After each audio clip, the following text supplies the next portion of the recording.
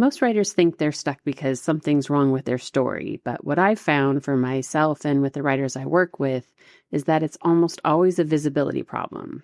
And that story mapping process brings momentum to writers with writing their drafts and gives them greater confidence because they've worked out a lot of their story already up on the wall.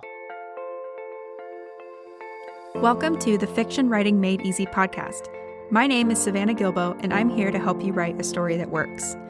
I want to prove to you that writing a novel doesn't have to be overwhelming. So each week, I'll bring you a brand new episode with simple, actionable, and step-by-step strategies that you can implement in your writing right away. So whether you're brand new to writing or more of a seasoned author looking to improve your craft, this podcast is for you. So pick up a pen and let's get started. In today's episode, Danyel Nicole is here to talk about story mapping. If you've ever felt like your story is living in a fog, like you can sense it's there, but you can't quite see it clearly enough to write it, then you're going to love this episode. My guest Danyel is a Notes to Novel graduate and the founder of Map Your Story Studios. And when I say she is the queen of story mapping, I mean it. Danyel is going to get into a lot more details about what story mapping is, but essentially think about it like this. Instead of outlining in a document or a spreadsheet, Danyel takes her entire story and puts it on the wall. Like literally on the wall. She gets butcher paper, color-coded sticky notes, Sharpies, you name it, and she maps the whole story out on her wall. And what Danyel has found both in her own writing and with the work she does with other writers is that a lot of what feels like being stuck isn't actually an idea or a story problem. It's a visibility problem. Because think about it, when you're writing in Scrivener or a Google Doc or whatever it is, it can be really hard to see your story clearly enough to move forward. So if you can relate to this, or if you have an idea that you're sitting on and you've struggled to get it off the ground, or if you just need a way to get what's in your head out into something you can actually work with, then story mapping might be exactly the thing you didn't know you were missing. So without further ado, let's dive right into my conversation with Danyel Nicole. Welcome to the Fiction Writing Made Easy podcast. Hi, Savannah. Thanks for having me. I'm so excited to talk with you today. Tell my listeners a little bit about who you are, what you do, and things like that. Yeah, absolutely. So I'm a writer working on my first commercial fiction novel, and I'm a Notes to Novel graduate. That honestly changed my entire approach to writing, and so I love being in your community. I'm a story mapping coach and founder of Map Your Story Studios. So I help writers visually map their stories so they can see where they're at. They can see the big picture from beginning to end, and that helps them gain more confidence and get momentum in their stories, especially when they get stuck. So for anyone who's never heard of story mapping before, how would you describe it?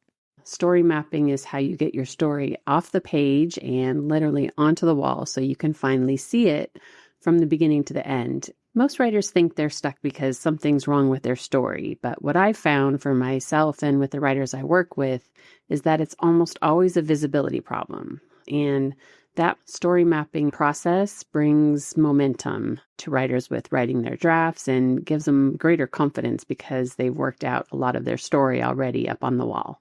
I love that you said visibility problem, and I think that's going to hit a lot of listeners right in the gut because that's exactly how it feels sometimes, right? You know the story's there, you can't see it clearly enough to write it, but deep down you know it's there. And actually, Danyel, I want to go back to where this all started for you because I think a lot of writers are going to relate to your story. Can you take me back to the moment that you first got stuck? Like what was happening? What made you decide to get up and literally go map your story out on the wall? Talk about that a little bit.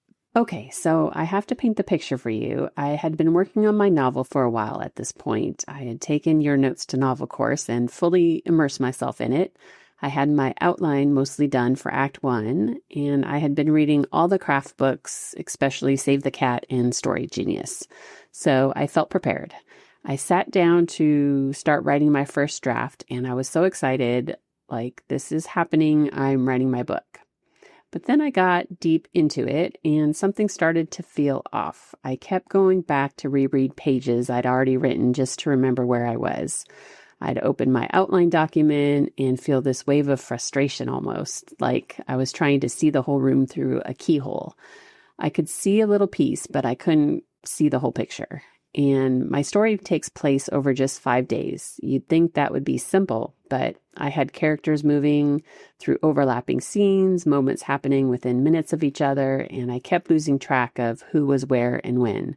The story technically worked on paper, but it felt tangled, and I just couldn't move it forward. And I remember sitting at my desk one night after my family was in bed. This was supposed to be my writing time, the time I had carved out to write.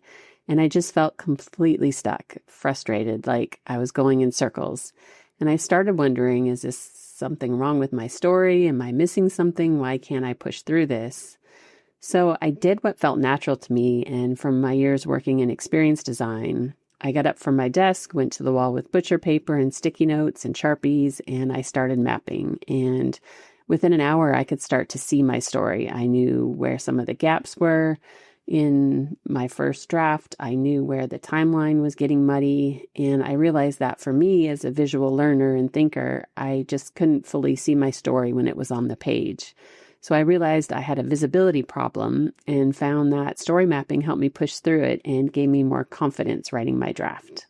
That's actually the perfect description of what it feels like to be lost in your draft. You said trying to see the whole room through a keyhole. I resonate with that so much. And what I love about your instinct, Danyel, is that you're not pushing harder, trying to do something that doesn't work. What you did is you stepped back and you changed the medium entirely. And that's what unlocked it for you, which I think is really cool. So let's actually dig into this a little more. I know you just said your story map has literally taken over your hallway at this point, but walk me through what you actually see on your wall. So if I were standing there next to you, what would I see? Okay, so imagine you're standing in my hallway because, yes, my story maps have officially taken over the top of the stairs and down the hall. My family has fully accepted this is just part of our home now. What you'd see first is the big horizontal spread. It runs left to right across the different acts of my story. So Act 1 on the left, Act 2 in the middle, and Act 3 on the right. And those are all labeled on the wall, so I always know where I am in the story at a glance. Then running top to bottom, you've got about 5 rows, and each row is a different color of sticky note. You got to be coordinated. As an example, pink is for the key goals for the story. The question really is, what does my protagonist want and what does she need? Then orange sticky notes capture the key scenes and beats across my story. This is the action, what's actually happening across the story. Yellow stickies highlight what the key conflicts are. So what's getting in the protagonist's way, what happens between the protagonist and the antagonist. Then green sticky notes are for the key decisions and resolutions that happen to identify how those conflicts all play out across the story. And finally, blue is for the other key characters, so identifying who the other supporting characters are and what their arcs look like. So when you step back and look at it, it's this grid of color-coded sticky notes, and each square is its own little story moment, and it's messy, intentionally messy. There are sticky notes that are piled on top of each other. Some have questions on them that I need to come back to. There are crumpled ones on the floor underneath that got pulled down from a brainstorm session. And I think it's a badge of honor when that happens. It means the story's getting tighter. So the beautiful thing is that I can walk up to it any time in the middle of the day, take it all in, and I know exactly where I am and where I'm going. Having it accessible keeps it more top of mind, and I find I do a lot less rereading my prior scenes before I get back to writing, so it's a quicker way to get back into writing my draft. What I love about that breakdown, Danyel, is that it's not like it's some precious thing or that it's, very complicated or anything like that. It's literally just a grid of colored sticky notes, and your story is right there, visibly on your wall. You can reference it anytime you walk past it, anytime you need it. It's literally right there. So no opening a document, no scrolling to find your place or where you left that random note last Tuesday, anything like that. You just literally look up and it's right there on your wall. So let me ask you a practical question, because if a listener wanted to try this today, and let's say they're headed out to Target, what kind of budget should they plan for, and what things should they actually be purchasing once they're there? Talk to me a little bit about that. Oh, I love this question. I love a good mapping supply haul, but here's what I always have on hand. So keeping it simple is definitely the key. First, buy a big roll of butcher paper or craft paper. You can find that at an office supply store or even at Target. You want to cover a section of the wall, so a door, a hallway, a table if you have to. You need a surface so you can stick things to it and have the ability to move the Post-it notes around. So think of the butcher paper as your canvas. Second, you'll need sticky notes, and this is important. Get multiple colors. You want to have at least 5 different colors so each row of your map has its own branding. I use the standard 3 by 3 inch Post-its in pink, orange, yellow, green, and blue. And the colors are not random. They each represent a category on your map so you can see your story at a glance and know what you're looking at. And I find that the Post-it note brand sticks the best, but I've always got Scotch tape available if I need reinforcement. Then you'll need Sharpies. I always use black Sharpies. Don't use a ballpoint pen. You'll never be able to read it from across the room. You want your sticky notes legible when you step back, and Sharpies are definitely the move. But beware of the surface you're writing on so that the color doesn't get on the actual surface underneath the paper. And finally, blue painter's tape to mount your butcher paper to the wall without damaging anything. It's built to not pull the paint off your wall, so that's very important. And that's it. You're probably looking at $25, maybe less. And that little $25 investment, it might be the thing that can unlock your whole book. So it's definitely worth it. And I do also want to add, though, if you want to go digital, there are a few tools like Miro, Plotter, or FigJam, and they are great digital whiteboard options that work beautifully for story mapping. I will admit that once I've mapped on the wall, I'll bring it into a digital whiteboard so I can reference it wherever I go and keep it archived. A little disclaimer for mapping digitally, though, is it's a little too easy to go down rabbit holes and get caught up in the design. Just try to remind yourself that simple is better. Your main goal is to finish writing your book, so you want to make sure that your map is a help. It's getting your thoughts out up onto the wall and then helping you go back to your writing and make a difference. But honestly, there's something about physically getting up and moving sticky notes around that does something to your brain. So start by mapping on the wall with sticky notes if you can, and then send me pictures of your map. I love to see how creative writers get with their story maps. Okay, that's so cool. So for $25 or less, you can get all this stuff and start mapping out your story. And like Danielle said, this could be the one exercise that unlocks everything for you. So just to kind of put that in perspective too, because if you're listening and you're anything like me, you probably have a giant collection of craft books. And, some of those cost more than $25. So we spend, that amount on craft books we don't even finish sometimes. And here's a tool that Danielle is suggesting for you that might actually get you unstuck and moving forward for less than that. All right, Danielle, now here's a question I know listeners are probably going to have. A lot of them have probably already done some outlining work. So where does story mapping fit into this? Is this something that you do, let's say, instead of outlining with Save the Cat or The Hero's Journey or, things like that? Or is this something that you do alongside a plotting framework like Save the Cat or something like that? What are your thoughts on that? This is such an important question because I think some writers hear story mapping and wonder if it's just another thing they have to do before they can actually write. And I want to be really clear that it's not. Story mapping isn't a replacement for your outline, and it's definitely not a replacement for anything you teach in Notes to Novel. Honestly, Notes to Novel is what got my story off the ground. What story mapping does is sit underneath all of it. It's the visual foundation that makes everything else click a little bit faster. So think of it this way. Your outline is your detailed plan. Your draft is your execution. And story mapping is what helps you see the landscape before you start planning so that when you do outline, you're not outlining in the dark. And when you do draft, you're not getting lost in the pages. I always say it's not about adding more steps. It's about creating a single source of truth for your story so that everything else flows from it. For writers who are already mid-draft and feel stuck, the map is what helps you figure out where you are and why you're stuck without having to read 40 pages to find your footing again. I used to get stuck doing that all the time. You just walk up to your wall and you get right into the part of your story that you're working and you're able to get back to writing. So whether you're brand new to your idea, deep in your outline, or stuck somewhere in Act 2, story mapping meets you exactly where you are, and that's what I love most about it. I think that's so important. So I just want to repeat what Danielle said. She said, have a single source of truth for your story. Couldn't agree more. I think you're totally spot on that. Now, here's a question for you, Danielle. Can you give me a specific example of something that you discovered about your own story because of mapping your story on the wall? Like something that you genuinely don't think you would have caught if it was still, trapped inside Scrivener or Google Doc or Microsoft Word, wherever you used to put it. What's something that changed for you and your story because of story mapping? Oh, this is such a good question.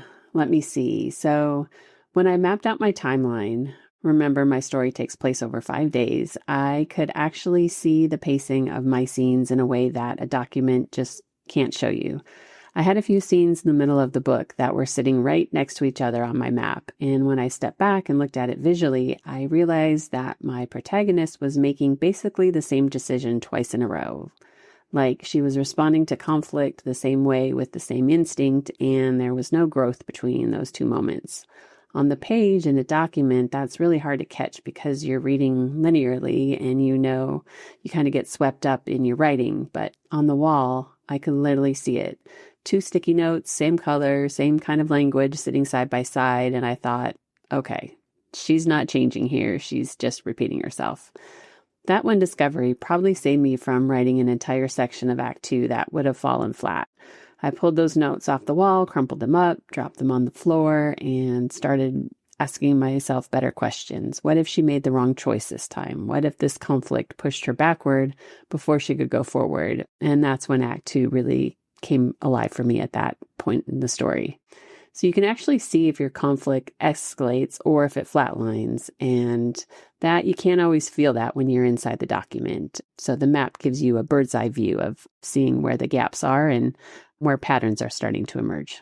I'm glad you highlighted that because that's something I think is really different than working in a Google Doc or Scrivener or whatever, right? There's something about that physical act of being able to pull something down and throw it away that actually feels like making progress. And I know that a lot of writers, they might have like a trash file or like a, notes I'm going to save for later file. And I feel like those type of files get really messy really fast. So it is a different feel. And I know it sounds kind of simple, right? I'm saying like, wow, it feels so special to take something off the wall and make a decision about it. But if you're someone who has that big Scrivener file full of, notes to reference later or things like that, then making a decision of something you're going to not do or not include in your story, that does feel like a big deal. So I'm really glad you highlighted that. Now, last question for you, Danyel. If someone is brand new to writing, so let's say they have an idea, but they don't have anything written yet, what's the very first thing that you think they should put on their wall?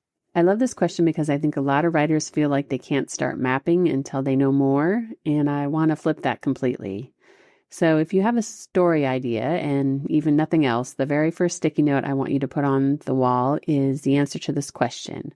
What does your main character want? That's it. One sticky note. What does your protagonist want more than anything? And what are they chasing? What are they reaching for? Because everything in your story, every conflict, every scene, every decision is going to push toward or pull against that one thing. It's the heartbeat of your story, and once you can see it on the wall, even if it's just a few words you've started, you're no longer someone with an idea, you're someone with story ideas that are forming a map. From there, I'd add a second sticky note. What's standing in their way? That's your conflict. And a third, how are they different at the end than they were at the beginning? That's your transformation. So 3 sticky notes, that's the story foundation. That's enough to start mapping forward. You don't have to know everything. You just have to see what you know today, and the map will help you figure out the rest, 1 sticky note at a time. All right, so 3 sticky notes. What does your protagonist want? What's standing in their way? And how are they different by the end of your story? I think that's great, Danyel, because it's the opposite of overwhelming, right? It's almost like permission to start with the bare minimum and then let the map do the rest. Which, a lot of the times when we're feeling overwhelmed, we're at the start of a new story and there are thousands of decisions to be made, it really is best to just start with like, what is the bare minimum and how can I really just nail something down like my character and their journey before opening this up into each micro plot event. So really like that. Well, Danyel, before I let you go, where can my listeners find you and learn more about story mapping?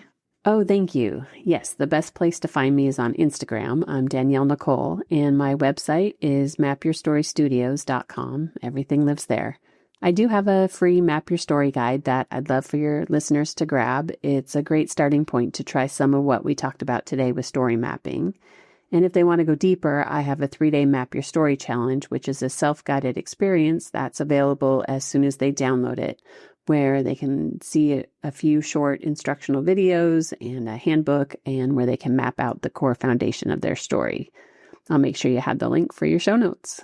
Danyel, thank you so much for being here today. It was so fun not only having you as a Notes to Novel graduate, but also as someone who's helping writers out of the situation that you found yourself in way back when. So very cool. Yeah, absolutely. Thank you so much for having me. This was super fun.